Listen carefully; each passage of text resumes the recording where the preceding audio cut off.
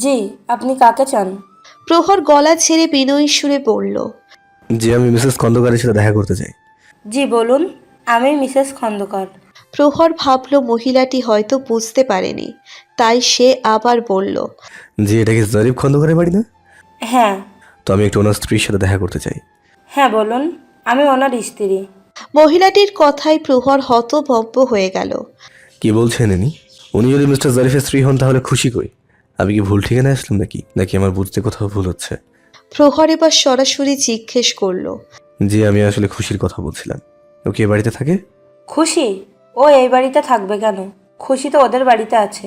আপনি বোধহয় ভুলে এখানে চলে এসেছেন। এইটা তো খুশির মামার বাড়ি। জারিফের ফুপুর মেয়ে খুশি। স্তব্ধ হয়ে গেল প্রহর। বিস্ময়ে থমকে গেল ও। নিজের কানকে বিশ্বাস হচ্ছে না ওর। মহিলাটি কি সত্যিই বলছে? তার মানে কি খুশি মিথ্যে বলেছে ওকে? খুশির কি তাহলে বিয়ে হয়নি? এই মুহূর্তে প্রহরের কি অনুভূতি হচ্ছে তা ও নিজেই জানে না। মনে হচ্ছে নতুন করে এক আশার আলো জ্বলছে মনে। প্রহর জিহ্বা দিয়ে ঠোঁট ভিজিয়ে থমকিত কণ্ঠে বলল। খুশির বাড়িটা কোন দিকে? মহিলাটি হাত উঠিয়ে সামনে ইশারা করে বলল। ওই তো সামনের রাস্তা দিয়ে এগিয়ে চলে গেলে 4 বাড়ি পরেই ওদের বাড়ি। জি, অনেক ধন্যবাদ। প্রহর দ্রুত পা ফেলে সেদিকে এগিয়ে গেল। এইটুকু রাস্তা যেন আজ 1000 মাইলের দূরত্ব মনে হচ্ছে। মনের মাঝে তুমুল তোড়পাড় চলছে প্রহরের। হৃদস্পন্দনের গতি বেড়ে যাচ্ছে অস্বাভাবিকভাবে। মস্তিষ্ক জুড়ে চলছে নানান প্রশ্নের বেড়াজাল। খুশির কি সত্যিই বিয়ে হয়নি? তাহলে মিথ্যা কেন বললো আমাকে? ওকে কিছু লোকাচ্ছে আমার কাছ থেকে? কিন্তু কি? নাকি আমি আবার ভুল বুঝছি?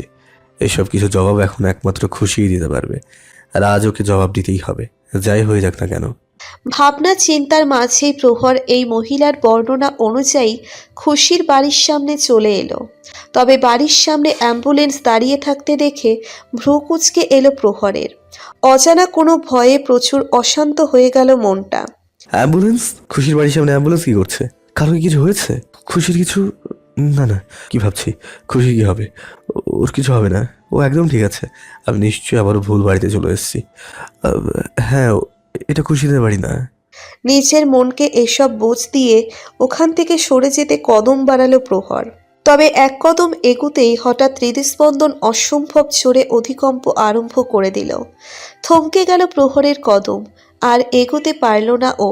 ধীরে ধীরে পাশে ফিরে তাকালো প্রহর। বাড়ির দরজা দিয়ে কয়েকজন মিলে একটা স্ট্রেচার ঠেলে নিয়ে আসছে। তবে স্ট্রেচারে অক্সিজেন মাস্ক পরা অবস্থায় জ্ঞানহীন খুশিকে দেখে প্রহরের মাথায় যেন আকাশ ভেঙে পড়ল। মুহূর্তেই পুরো পৃথিবী থমকে গেল ওর। অনুভূতিরা সব শূন্যের কোঠায়। চোখের সামনে যা দেখছে তা কোনো মতেই মানতে চাইছে না ও। এটা আমার খুশি না, এ হতেই পারে না, এটা খুশি। আমি নিশ্চয়ই ভুল দেখছি, মাথা নষ্ট হয়ে গেছে আমার। কি সব আবোল তাবোল দেখছি আমি। প্রহর চোখ বন্ধ করে জোরে জোরে নিঃশ্বাস টেনে নিজের মাথার এলোমেলো ভুল ভাবনাগুলোকে ঝেড়ে ফেলতে চাইল, কিন্তু না।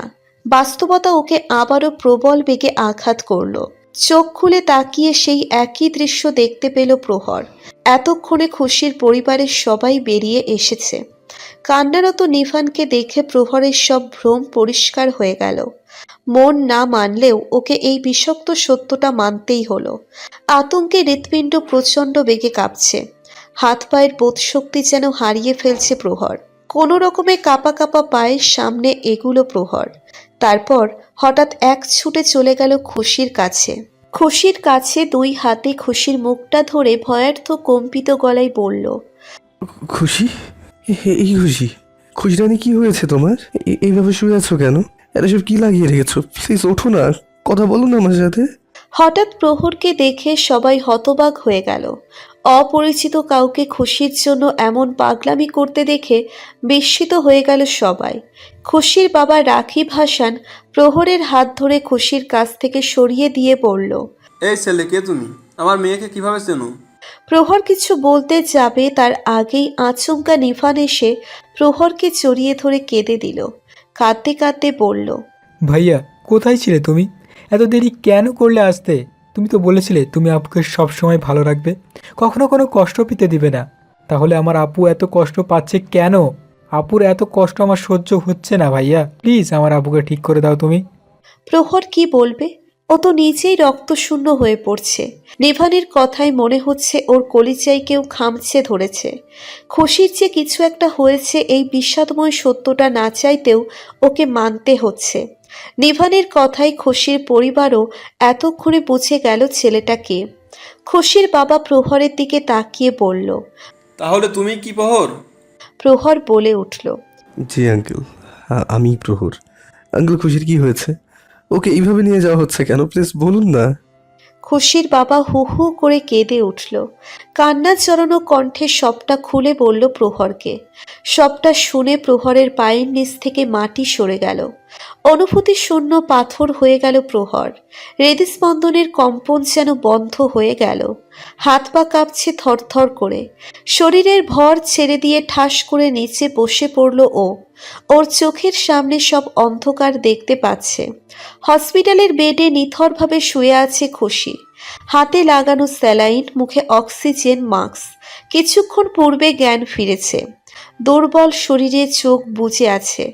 আস্তে করে দরজা খুলে মৃদু পায়ে এসে দাঁড়ালো প্রহর। রক্ত লাল ব্যথিত চোখ তুলে তাকালো খুশির পানে। প্রহরের মনে হচ্ছে এতদিনের কষ্ট বেদনা সবই যেন তুচ্ছ ছিল।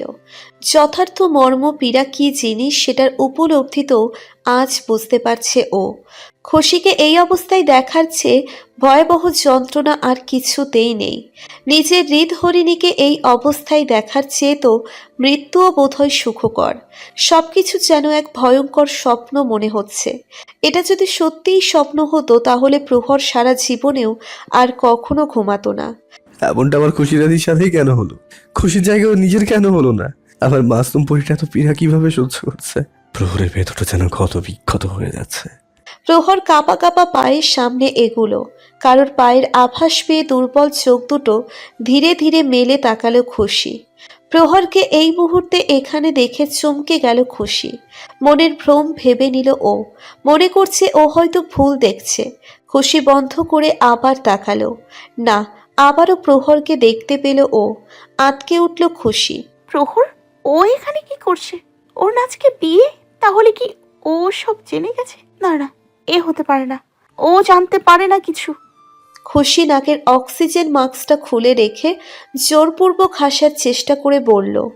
আরে, তুমি এখানে কোনো কাজে এসছো বুঝি? আসলে আমার হালকা একটু মাথা ব্যথা করছিল। তুমি তো জানোই এমন সময় এসব একটু আধটু হয়। তো তাই আমার হাজবেন্ড এখানে নিয়ে এসছে। ও না একটু বেশি পাগল।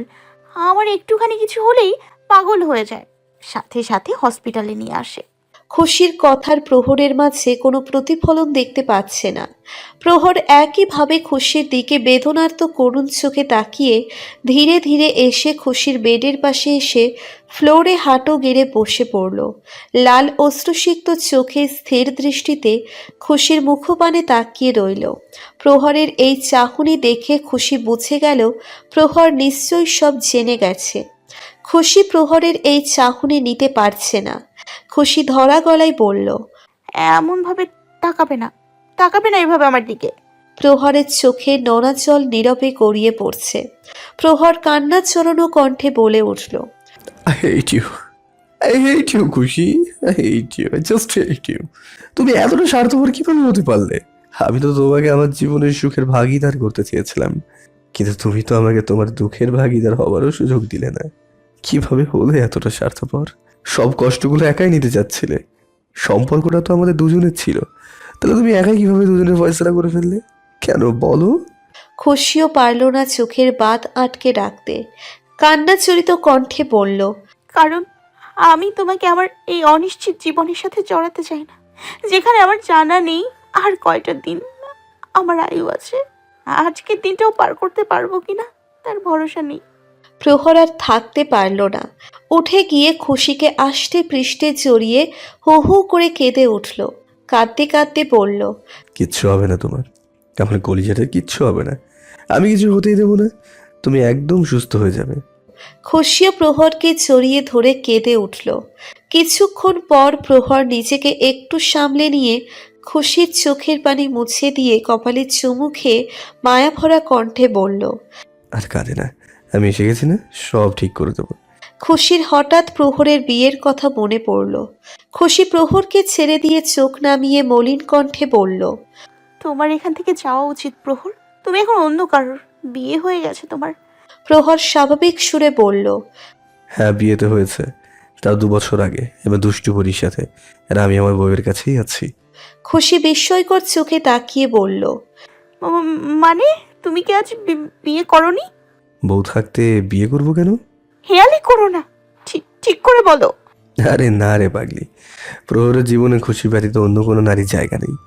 হ্যাঁ, আগের মাথায় বিয়ের সিদ্ধান্ত নিয়েছিলাম, কিন্তু শেষ পর্যন্ত আর ক্ষমতা হয়নি আমার জীবন যে শুধুই আমার খুশি বয়। তুমি ভাবলে কিভাবে আমি তোমাকে ছাড়া কখনো ভালো থাকবো?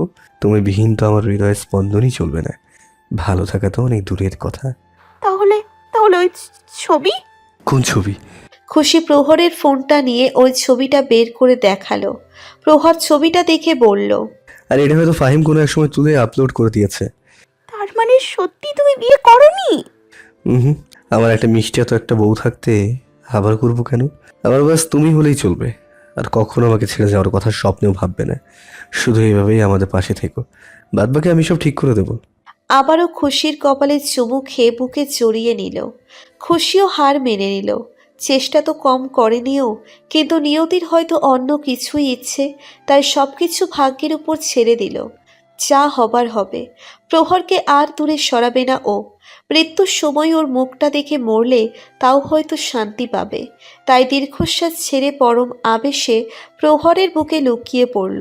দেখা যাক ভাগ্য ওদের কাহিনীর কি মোড় দেয়। প্রহর বসে আছে খুশির বাবা মায়ের সামনে। খুশি আপাতত বেডে রেস্ট নিচ্ছে। প্রহর খুশির বাবাকে এ যাবৎকালের সব ঘটনায় বিস্তারিত খুলে বলল। সব শুনে খুশির বাবা মাও বাকরুদ্ধ হয়ে গেল। প্রহর যে তাদের মেয়ের জন্য এতটা পাগল তা জানাই ছিল না। ওরা তো শুধু খুশির মুখেই শুনেছিল প্রহরের কথা, তাছাড়া আর কিছুই জানতো না। তবে আজ প্রহরকে দেখে তারা অবাক হয়ে যাচ্ছে। অন্য কেউ হলে তো এতদিনে কবে খুশিকে ভুলে অন্য কাউকে বিয়ে করে নিত। ছেলেটা কত ভালোবাসে খুশিকে। সব বাবা মা তাদের মেয়ের জন্য এমন একটা জীবন সঙ্গী চায় যে তাদের মেয়েকে তাদের চেয়েও বেশি ভালোবাসবে। কিন্তু মেয়েটার কপালে কি সেই সুখ আছে? প্রহর খুশির অসুখের সব ডিটেলস জানতে চাইল। রাকিব হাসান মলিন সুরে বললেন, টিউমার ধরা পড়েছে 5 মাস পূর্বে। ডক্টর বলেছে অপারেশন করা গেলে ঠিক হয়ে যাবে। তবে এই অপারেশনে অনেক রিস্ক, 90%ই আনসাকসেসফুল হওয়ার ভয় আছে। তবুও আমরা সাহস করে করাতে চাইছিলাম, কিন্তু খুশি কিছুতেই রাজি হয় না। ও বলে সে অপারেশন থিয়েটারে মরতে চায় না, এমনিতেই যে কয়েকদিন বাঁচতে পারে বাঁচবে। আমরাও ওর জেদের কাছে হার মেনে নিয়েছি। প্রহর বলে উঠল, আঙ্কেল, আমার কাছে 90% আনসাকসেসফুল হওয়াটা বড় কথা না, বড় কথা হলো 10% সাকসেসফুল হওয়ার কথাটা। আর এটাই আমার বিশ্বাস গাঢ় করার জন্য যথেষ্ট। তবুও তো 10% আছে। আরে শুধু 1% চান্সে যদি থাকতো তবু আমি ভরসা হারাতাম না। আল্লাহর উপর আমার ভরসা আছে, তিনি হয়তো আমাদের পরীক্ষা নিচ্ছেন। তবে আমি জানি তিনি সব ঠিক করে দেবেন। আর খুশি চিন্তা করেন না, আমি ওকে রাজি করাবো। ঠিক আছে বাবা, তুমি যেটা ভালো বোঝো তাই করো, বাট আমার মেয়েটা যেন ঠিক হয়ে যায়। আমার সেই হাসি খুশি প্রাণচঞ্চল মেয়েটা যেন আবার ফিরে আসে। আর কিছু চাই না আমাদের। আঙ্কেল, আমি খুশিকে আজই ঢাকায় নিয়ে যেতে চাই। ঢাকায় আমি ওকে দেশের সব থেকে বড় নিউরোসার্জনকে দেখাবো। আঙ্কেল, আপনি হয়তো বুঝতে পারেননি আমার কথা। আমি খুশিকে আমার বউ করে নিয়ে যেতে চাই। আমি আজই খুশিকে বিয়ে করতে চাই। আমার বাবাকেও ফোন করে দিয়েছি, সেও কিছুক্ষণ পর চলে আসবে। রাকিব হাসান এবং তার স্ত্রী মুখ চাওয়াচাওয়ি করতে লাগলো। তারা বুঝতে পারছেন না এই মুহূর্তে তাদের কি বলা উচিত। রাকিব হাসান বলে উঠলেন, কিন্তু বাবা, এটা কি করে সম্ভব? খুশি এই অবস্থায় এই মুহূর্তে বিয়ে? তুমি সব ভেবেচিন্তে বলছো তো? হ্যাঁ আঙ্কেল, একদম সুস্থ মাথায় বলছি। আমি একবার খুশিকে হারিয়েছি, আর কোনো রিস্ক আমি নিতে পারবো না। খুশিকে আমি আর এক মুহূর্তের জন্য নিজে থেকে দূরে রাখতে পারবো না। আমি আজ এক্ষুনি খুশিকে আমার বউ করতে চাই। এখন থেকে খুশির সব দায়িত্ব একান্তই আমার। ওর ভালো মন্দ সব কিছু দেখাশোনা দায়িত্ব আমার। দরকার হলে ওকে আমি দেশের বাইরে নিয়ে যাব। আল্লাহর সহায় থাকলে সব ঠিক হয়ে যাবে। কিন্তু খুশি কি রাজি হবে? ও চিন্তা করেন না, আমি ওকে মানিয়ে নেব। ঠিক আছে, আমি তাহলে গিয়ে খুশির ডিসচার্জ পেপার রেডি করছি। ডক্টর বলেছে স্যালাইন শেষ হলে ওকে বাসায় নিয়ে যেতে পারবো। ওকে। খুশিতে বাসায় নিয়ে আসা হয়েছে মাত্রই। বাড়ির সামনে এসে গাড়ি থামিয়ে প্রহর খুশিকে কোলে করে নামালো গাড়ি থেকে। বাবা মায়ের সামনে এভাবে কোলে নেওয়ার খুশি একটু থতমত খেয়ে গেল, কিন্তু প্রহরের সেসবে ভ্রুক্ষেপ নেই। নিভান এদিকে শুধু ঠোঁট টিপে হাসছে। প্রহর খুশিকে কোলে নিয়ে এসে খুশির রুমের বেডে আস্তে করে শুইয়ে দিল। খুশির গালে হাত বুলিয়ে বলল, এখন ঠিক লাগছে তোমার? কিছু খাবে? খুশি আস্তে করে মাথা নেড়ে বলল, না, আমার কিছু খেতে ইচ্ছে করছে না। আর দেখ প্লিজ, আমাকে সবসময় এমন রুগীদের মতো এক্সট্রা কেয়ার করবে না প্লিজ, আমার এসব ভালো লাগে না। প্রহর খেয়াল করছে খুশি কথা বলার সময় ওর দিকে তাকাচ্ছে না। প্রহর ভ্রু কুঁচকে বলল, কি হয়েছে খুশি? আমার দিকে তাকাচ্ছ না কেন? খুশি অভিমানী সুরে বলল, এমনি, তুমি প্লিজ আগে গিয়ে চেঞ্জ করে এসো। প্রহর কপাল কুঁচকে নিচের গায়ে একটু শুকে দেখলো কোনো দুর্গন্ধ আছে কিনা, তারপর বলল, চেঞ্জ? কেন? আমার কাছ থেকে কি কোনো দুর্গন্ধ আসছে? জানি না, তুমি চেঞ্জ করে আসো ব্যাস। আরে বাবা, চেঞ্জ করবো কিভাবে? আমি কি জামা কাপড় নিয়ে এসেছি নাকি? বাবাকে বলেছি আনতে, বাবা আসুক তারপর চেঞ্জ করে নেব। ঠিক আছে, আমি আম্মুকে বলে দিচ্ছি, বাবার জামা কাপড় দিয়ে দেবে তোমাকে। আঙ্কেল না আসা পর্যন্ত ততক্ষণ ওগুলোই পরে নাও। প্রহর এবার সন্দিহান দৃষ্টিতে তাকিয়ে বলল, ব্যাপার কি বলো তো? আমার চেঞ্জ করার পেছনে লেগে আছো কেন? যা পরে আছি তাতে কি সমস্যা? এই শেরওয়ানিতে? শেরওয়ানি বলতেই প্রহরের ব্রেনের বাতি জ্বলে উঠল। আসল কাহিনী বুঝতে পারল ও। প্রহর বলে উঠল, ও আচ্ছা, এই কথা। মহারানীর আমার এই শেরওয়ানিটা চোখে বিঁধছে, তাই তো? খুশি অন্যদিকে তাকিয়ে অভিমানী সুরে বলল, হ্যাঁ, তুমি এই শেরওয়ানি পরে ওই মেয়েটার সাথে বসছিলে, এটা দেখলেই আমার সেটা মনে পড়ে যায়। প্রহর স্মিত হেসে বলল, আচ্ছা, তো ওই মেয়েটার কাছে বসায় তুমি সহ্য করতে পারছো না? আর যদি সত্যি বিয়ে করে ফেলতাম তখন? খুশি ব্যথিত চোখে তাকালো প্রহরের দিকে। প্রহর খুশির কানের নিচে হাত রেখে দাঁতে দাঁত চেপে বলল, এইভাবে দেখছো কেন? হ্যাঁ, নিজেকে খুব জ্ঞানী মনে করো? তোমার বোকামির জন্য আজ যদি আমি রাগের বসে আমি বিয়েটা করে ফেলতাম তখন? খুশি ওর অভিমানের মাত্রা আরও একটু বাড়িয়ে দিয়ে বলল, কি হতো? ভালোই হতো, ওই চুড়েলটা তোমার বউ। খুশির কথা শেষ হওয়ার আগেই প্রহর ধমকের সুরে বলে উঠল, শাট আপ ইডিয়েট! আজ শুধু অসুস্থ বলে বেঁচে গেলে আমার হাত থেকে, নাহলে তোমাকে তো আজ উঠিয়ে একটা আছাড় মারতাম। Stupid silly girl! খবরদার কখনো যদি এমন বোকামি দেখানোর চেষ্টা করেছো তো দেখো তোমার কি হাল করি আমি। কথাটা বলেই প্রহর খুশিকে বুকের মাঝে জড়িয়ে নিল। হঠাৎ কারোর গলা ছাড়ার শব্দে প্রহর খুশিকে ছেড়ে দিয়ে পিছনে তাকালো। খুশিও সামনে তাকিয়ে দেখল প্রহরের বাবা জিদান সাহেব এসেছেন। খুশি হাসি মুখে বলল, আরে এসপি, কেমন আছেন? তবে জিদান সাহেব খুশির কথার কোনো উত্তর দিলেন না। গুরুগম্ভীর ভাব ধরে খুশির দিকে না তাকিয়ে সোজা প্রহরের কাছে গিয়ে একটা প্যাকেট এগিয়ে দিয়ে বলল, এই নে তো জামা কাপড়। প্রহর প্যাকেটটা হাতে নিল। খুশি বুঝতে পারছে জিদান সাহেব ওর ওপর অভিমান করেছে। খুশি অপরাধী সুরে বলল, এসবি কি আমার উপর রাগ করে আছেন? কথা বলবেন না? জিদান সাহেব প্রহরের দিকে তাকিয়ে গম্ভীর কণ্ঠে বললেন, এই নে তো জামা কাপড়। ওহো, কাউকে বলে দে আমি কারোর এসবি না, আর আমি কারোর সাথে কথাও বলতে চাই না। খুশি মুচকি হেসে বলল, একটুও না? এক চিমটিও না। সরি এসবি, দেখুন, এভাবে বেশিক্ষণ গাল ফুলিয়ে থাকলে কিন্তু গালের ভেতর থেকে গাছ বেরিয়ে যাবে, তখন কিন্তু দেখতে খুবই পচা লাগবে। জিদান সাহেব তবুও ঘাড় বাঁকা করেই রইল। খুশি আরও অনুনয়ের সুরে বলল, প্লিজ এসবি, সরি না, দেখুন এবার কথা না বললে কিন্তু আমি কেঁদে দিব। জিদান সাহেব আর অভিমান করে থাকতে পারলেন না। হালকা হেসে বলল, ঠিক আছে ঠিক আছে, কাঁদতে হবে না, এবারের মতো মাফ করে দিলাম। বিয়ের পর আর কান্নাকাটির দরকার নেই, না হলে বউ সাজলে খারাপ দেখা যাবে। খুশি চকিত হয়ে বলল, এক মিনিট, বিয়ে? কিসের বিয়ে? কার বিয়ে? দেখ, আমার তো এখনো বিয়ের বয়স হয়নি। আই এম টু ইয়াং নাও। তো আপাতত তোমাদেরই বিয়ে হচ্ছে। খুশির এবার প্রহরের দিকে দৃষ্টি নিক্ষেপ করে ভ্রু কুঁচকে বলল, প্রহর, এসবি কি বলছে এসব? প্রহর খুশির হাত ধরে বলল, হ্যাঁ বাবা ঠিকই বলেছে, আজ আমাদের বিয়ে, আমরা যে এক্ষুনি বিয়ে করব। খুশি নিচের হাত ছাড়িয়ে নিয়ে কাট কাট গলায় বলল, বিয়ে করব মানে কি বলেই হলো নাকি? আর আমার কাছে তুমি না জিজ্ঞেস করে বিয়ের ফয়সালা কিভাবে করে ফেললে? দেখো, আমি এই বিয়ে করতে পারবো না, আই এম সরি। প্রহর দাঁতে দাঁত চেপে বলল, আমি তোমাকে জিজ্ঞেস করিনি, তোমাকে বলছি আমরা যে এক্ষুনি বিয়ে করবো, অ্যান্ড দ্যাটস ফাইনাল।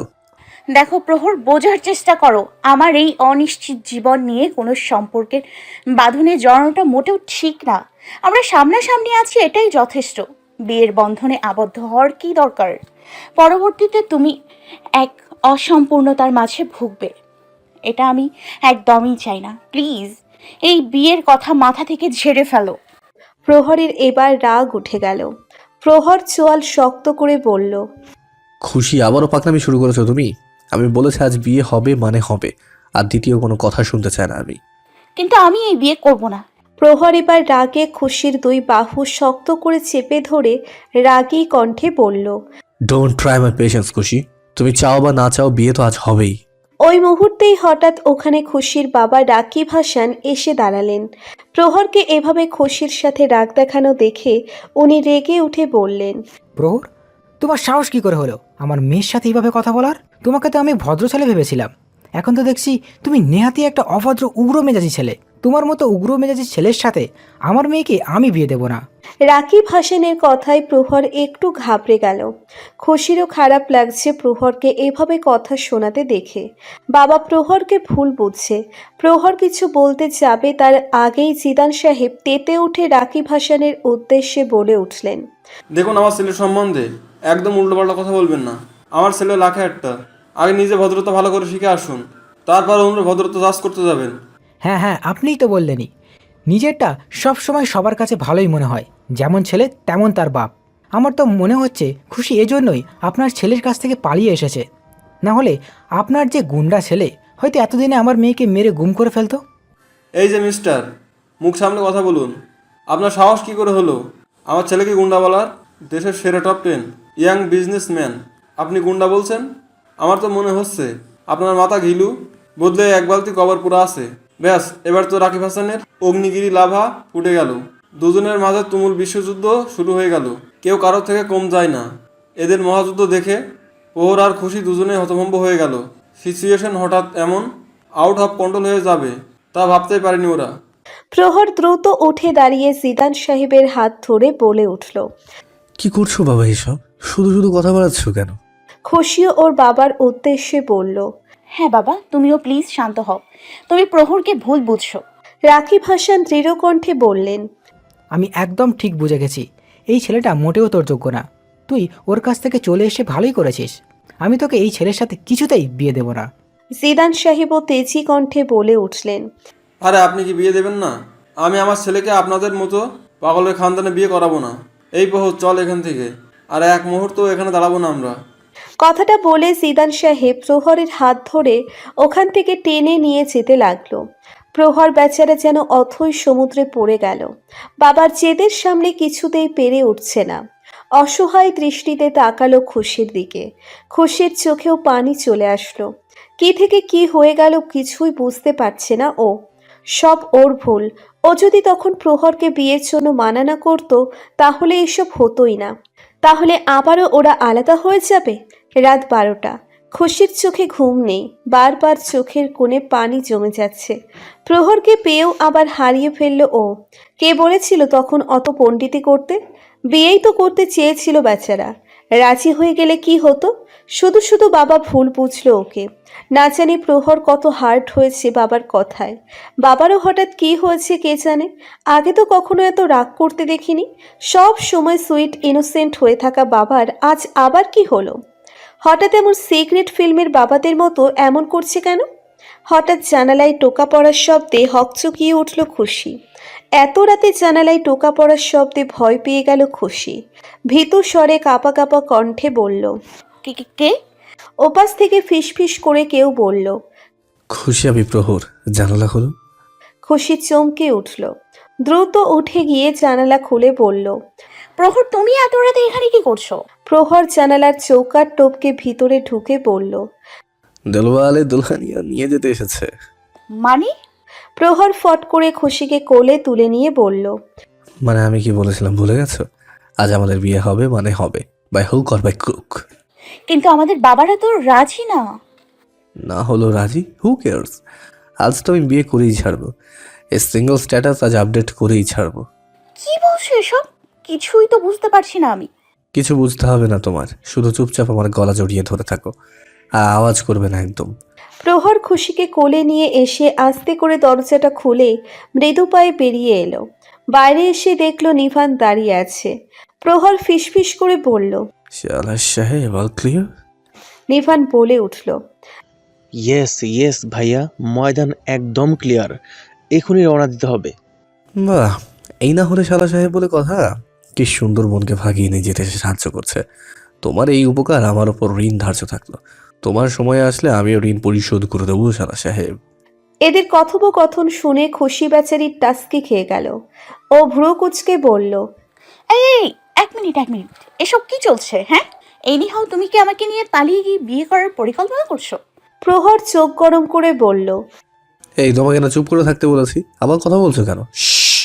আরে কিন্তু খুশির কথার ভ্রুক্ষেপ না করে প্রহর দ্রুত চুপিসারে বেরিয়ে এলো বাড়ির ভেতর থেকে।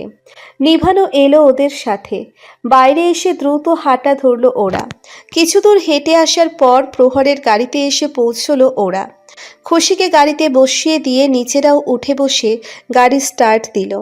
খুশি বারবার নানান প্রশ্ন করে যাচ্ছে, কিন্তু প্রহর বারবারই ওকে চুপ করিয়ে দিচ্ছে। 10 মিনিট পর গাড়ি এসে থামলো কাজী অফিসের সামনে। প্রহর গাড়ি থেকে নেমে আবারও খুশিকে কোলে তুলে নিল। কাজী অফিস থেকে খুশির আর বুঝতে বাকি রইল না এদের পরিকল্পনা। আর কিছু বলল না খুশি, জানে এখন আর বলে কোনো লাভ নেই। প্রহর যা করার করেই যাবে। প্রহর খুশিকে নিয়ে কাজী অফিসের ভিতরে ঢুকলো। ভেতরে এসে ফাহিমকে দেখতে পেল খুশি, আর কাজী সাহেব টেবিলে হাত রেখে ঘুমে ঢুলছে। প্রহর খুশিকে চেয়ারে বসিয়ে দিল। খুশি ফাহিমের দিকে তাকিয়ে বলল। আরে ফাহিম ভাইয়া, আপনিও এসছেন? ফাহিম মাথা নিচু করে অপরাধীর সুরে বলল। আই এম সরি ভাবিজি, ভেরি ভেরি সরি। সেদিন না জেনে শুনে আপনাকে কত কটু কথা শুনিয়ে দিয়েছি, প্লিজ আমাকে মাফ করে দিন। খুশি হাসি মুখে বলল। আরে চলতা হ্যাঁ ভাইয়া, আমি জানি আপনি প্রহরের জন্য চিন্তিত ছিলেন, তাই এমন রিয়েক্ট করেছেন। আমি কিছু মনে করিনি, তাই ওসব ভুলে যান, জাস্ট চিল। না, আপনি আমাকে মাফ করেননি। মাফ করলে এখনও ভাইয়া বলতেন না। আমি তো আপনার ওয়ান অ্যান্ড অনলি দেবরজি ছিলাম। খুশি মৃদু হেসে বলল। ও আচ্ছা, এই কথা তো এক্ষুনি বলছি। হাই দেবরজি, কেমন আছেন? ফাহিম এবার হাসি মুখে বলল। আমি তো বিন্দাস আছি ভাবিজি। আপনি জেনে খুশি হবেন যে আমি আপনার দেবরানী পেয়ে গেছি। কিছুদিনের মধ্যে আমাদের বিয়ে। वाओ, ये तो कमाल हो गया। कॉन्ग्रेचुलेशंस देवरजी। থ্যাংক ইউ ভাবিজি। প্রহর বিরক্তির সুরে বলল। শেষ হয়েছে তোদের ভাবি দেবরের ভারত মিলাপ। এখন আপনাদের কৃপা হলে কি দয়া করে কাছে এসেছি সেটা জানতে পারি? ফাহিম বলে উঠল। হ্যাঁ হ্যাঁ, অবশ্যই ইয়ার। এই দেখ, কাজী বেড়ার এই মাঝরাইতে কম্বলের ভিতর থেকে উড়াইয়া আনছি। বেচারা কি সুন্দর বইয়ের লগে গলা চড়ায় ধইরা আরামে শুয়ে আসিল। আমি সেখান থেকে টেনে তুলে এনেছি তোদের জন্য। দেখ না, এখনো বেচারা ঝিমাচ্ছে। প্রহর কাচির ঘুম ভাঙানোর জন্য টেবিলের ওপর ঠাস করে একটা চাপড় মারল। বেচারা কাচি ধরপড়িয়ে উঠে বলতে লাগলেন। এই না না, দয়া মারবেন না আমাকে, ডাকাত ভাই। আমার ঘরে ছোট ছোট 9টা বাচ্চা আছে আর একটা বউয়ের পেটে। ফাহিম বলে উঠল। ও মাই গড, তাহলে আপনি সেই ধরনের দুশ্মন যার কারণে পৃথিবীতে গ্লোবাল ওয়ার্মিং বেড়েই চলেছে। আপনাকে তো এই মুহূর্তে ডিসমেন্টাল করে দেওয়া উচিত। কাজী সাহেব বেকুবের মতো তাকিয়ে বলল। আরে না না ভাই, মেন্টাল কেন করবেন? আমি পাগল হয়ে গেলে আমার বউ বাচ্চার কি হবে? আমার বউ আবার এমনিতেই একটু সহজ সরল, বেচারি আবার আমার প্রতিবেশীর সাথে অ্যাফেয়ার শুরু করে দিবে। প্রহর এবার চরম বিরক্ত হয়ে বলল। Stop this nonsense. আর কাজী সাহেব আপনাকে এখানে আমাদের বিয়ে পড়ানোর জন্য আনা হয়েছে, তাই জলদি কাজটা শুরু করুন। কাজী সাহেব আবারও বেকুবের মতো বলে উঠল। কি কোন সাহেব এগুলান? ছ্যা ছ্যা ছ্যা ছ্যা ছ্যা, ছেলে হয়ে আর এক ছেলেকে বিয়ে করতে চান? দেখেন, বিদেশে এইগুলান চললেও আমাগো দেশে এখনও এত উন্নতি করে নাই। ফাহিম দুষ্টুমি করে বলল। প্রহর, কাজী সাহেব এসব কি বলছে? তুই তো বলেছিলি তুই ভাবিজিরে বিয়ে করতে চাস, তাহলে এখন মত পাল্টাচ্ছিস কেন? দেখ, তো নিয়ত ঠিক লাগছে না আমার, তবে আমি কিন্তু মোটে ওই ধরনের ছেলে না। প্রহর দাঁত কিরমির করে বলল। তোরা সব বন্ধ করবি, হ্যাঁ? নাকি এই রাত করে উদুম খেলনি খেতে চাস? গ্রামের বাড়ি এত রাতে কিন্তু ডাক্তার খুঁজে পাবে না। আর কাজী সাহেব, আপনি কানের পর্দা খুলে ভালো করে শুনুন। আমি আপনার সামনে বসে এই মেয়েটাকে বিয়ে করতে যাচ্ছি, তো দয়া করে এখন বিয়ে পড়ানোটা শুরু করেন। কাজী সাহেব বললেন। ও আচ্ছা আচ্ছা, বসেন আপনারা। অতঃপর বিয়ে পড়ানো শুরু করলো। প্রহর একটা লাল রঙের ওড়না বের করে খুশির মাথায় দিয়ে দিল। কাজী সাহেব প্রথমে বিয়ের রেজিস্ট্রেশনে দুজনের সই নিল। সাক্ষী হিসেবে ফাহিমার নিভান সই দিল। তারপর বাকি বিধিমালা শুরু করলো। প্রহরকে কবুল বলতে বললে প্রহর ফটাফট বলে দিল। তারপর খুশিকে বলতে বললে খুশিও বলে দিল। অতঃপর দুজন স্বামী স্ত্রীর বন্ধনে আবদ্ধ হয়ে গেল। দুজন দুজনের দিকে মায়া ভরা নজরে তাকালো। এত বাধা বেদনার পর আজ ওদের সেই কাঙ্ক্ষিত মুহূর্তটা এসেই গেল। দুজনের চোখের ভাষায় ভেসে উঠল অপরিসীম আবেগময় প্রাপ্তির আনন্দ। তখনই হঠাৎ করতালির শব্দে ওদের ঘোর কাটল। খুশি পেছনে তাকিয়ে দেখল জিদান সাহেব আর খুশির পরিবারের সবাই এসেছে। ওদের দেখে খুশি অবাক হয়ে গেল, কারণ সবার মুখে হাসির রেখা। খুশি কিছুই বুঝতে পারছে না। খুশি প্রশ্নবিদ্ধ চোখে তাকালো প্রহরের দিকে। প্রহর মুচকি হেসে বলল, তুমি হয়তো ভুলে গেছো, তবে আমি ভুলিনি। তোমার ইচ্ছে ছিল পালিয়ে বিয়ে করার, তাই তো এত সব মেলো ড্রামা রচাতে হলো। খুশি বিস্ময়কর কণ্ঠে বলল। তার মানে ও সব ঝগড়া সব নাটক ছিল? রাকিব হাসান বলে উঠলেন, হ্যাঁ রে মা, প্রহর আমাদের এই সব করতে বলেছিল, কারণ ও পালানোর বিষয়টা রিয়েল করতে চেয়েছিল, শুধুমাত্র তোর ইচ্ছে পূরণ করার জন্য। খুশি ছলো ছলো চোখে তাকালো প্রহরের দিকে। এই ছেলেটা এমন কেন? কেন সে আমাকে এত ভালোবাসে? আমার ভালোবাসা যে ওর ভালোবাসার কাছে ছোট হয়ে যাচ্ছে। খুশি আবেগপ্রবণ হয়ে সবার সামনেই প্রহরকে জড়িয়ে ধরল। প্রহরও মুচকি হেসে জড়িয়ে নিল খুশিকে। জিদান সাহেব দুষ্টুমি করে বললেন, ব্যয় বিয়ান, নিজেদের চোখ বন্ধ করে নিন।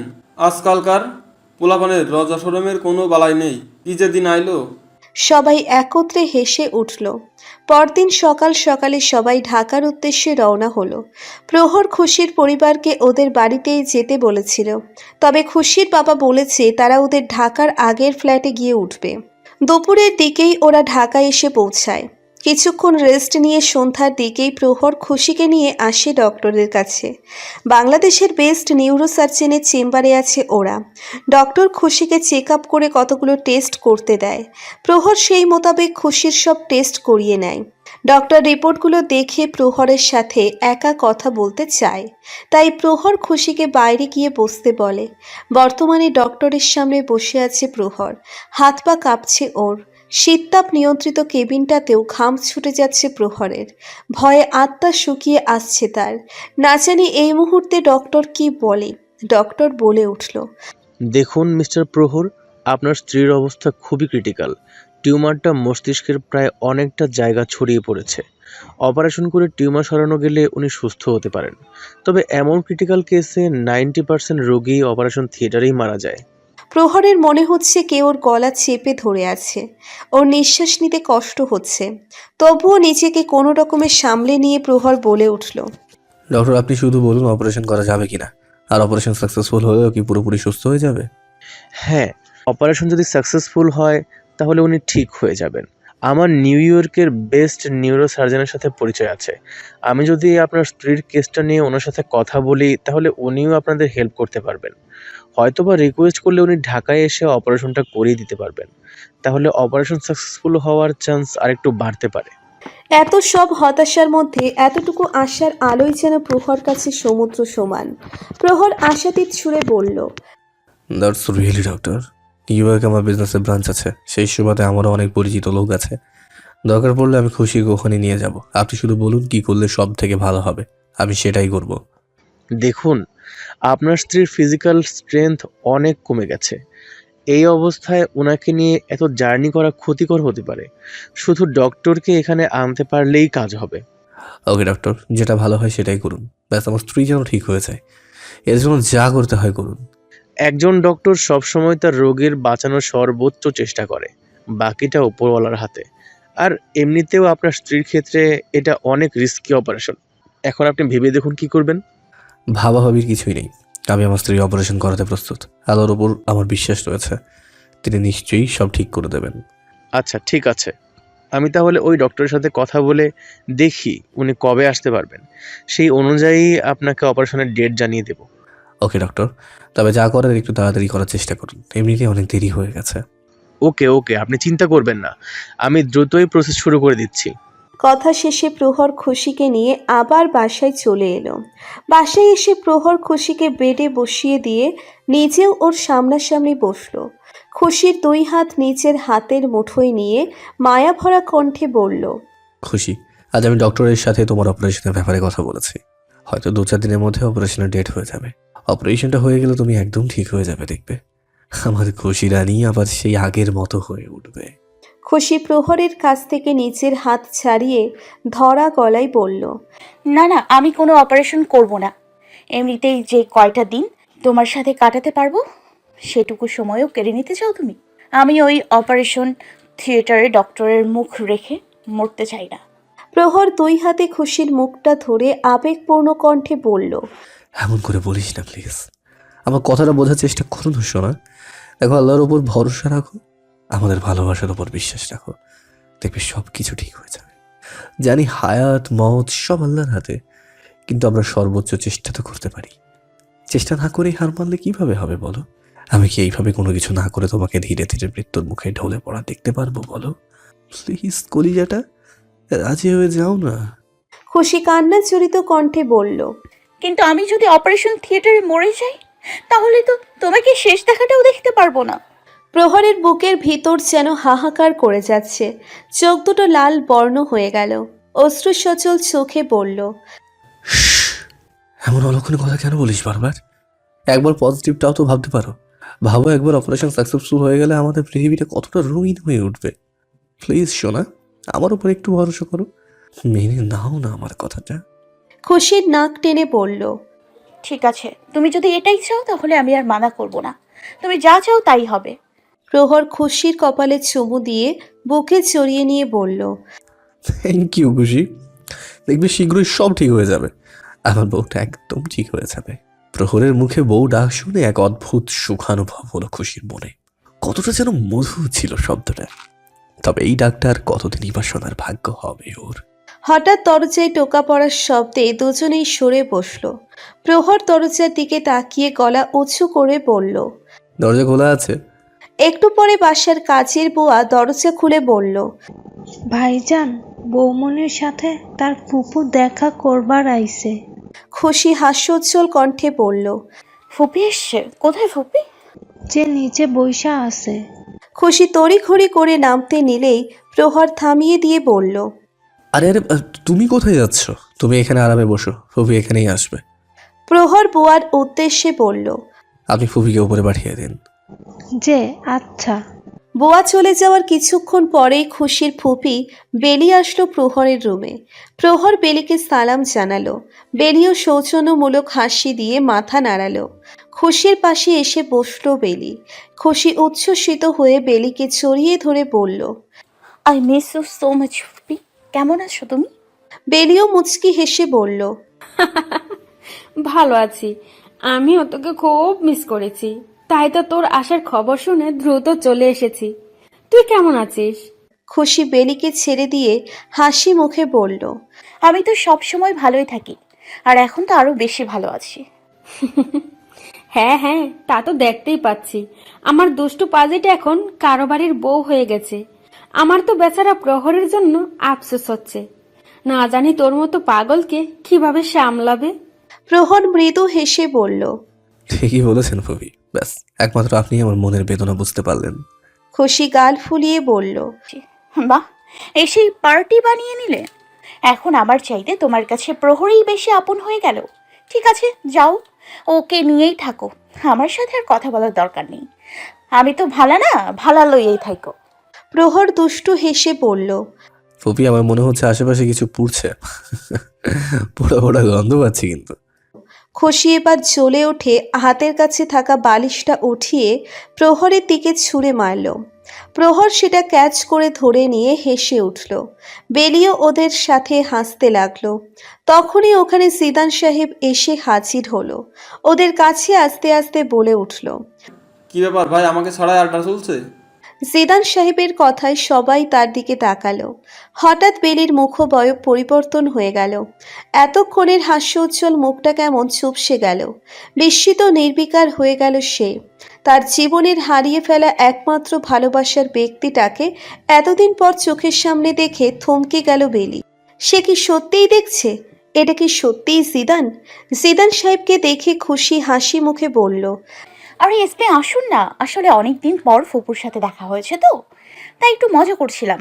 এই যে এই হলো আমার সুইটেস্ট ফুপি। বেলিকে দেখিয়ে বলল খুশি। জিদান সাহেব এবার বেলির দিকে তাকালো। বেলিকে দেখে তার কেমন যেন চেনা চেনা মনে হলো। ভ্রু কুচকে সে কিছুক্ষণ বেলিকে পরখ করতে লাগলো। বেলি অপ্রস্তুত হয়ে এদিক ওদিক নজর ঘোরাতে লাগলো। হঠাৎ জিদান সাহেবের চোখ মুখ চলচল করে উঠল। তিনি কৌতূহলী কণ্ঠে বললেন, বেলি, তুমি সত্যিই বেলি? ও মাই গড, হোয়াট আ সারপ্রাইজ! কত বছর পর দেখছি তোমাকে। বেলি কি বলবে কিছু ভেবে পাচ্ছে না। হঠাৎই যেন কণ্ঠস্বর চেপে আসছে। খুশি আর প্রহর দুজনেই একটু অবাক হলো। খুশি কৌতূহলী কণ্ঠে বলল, এসবি আপনি ফুপিকে আগে থেকেই চেনেন? জিদান সাহেব হাসি মুখে বলে উঠল,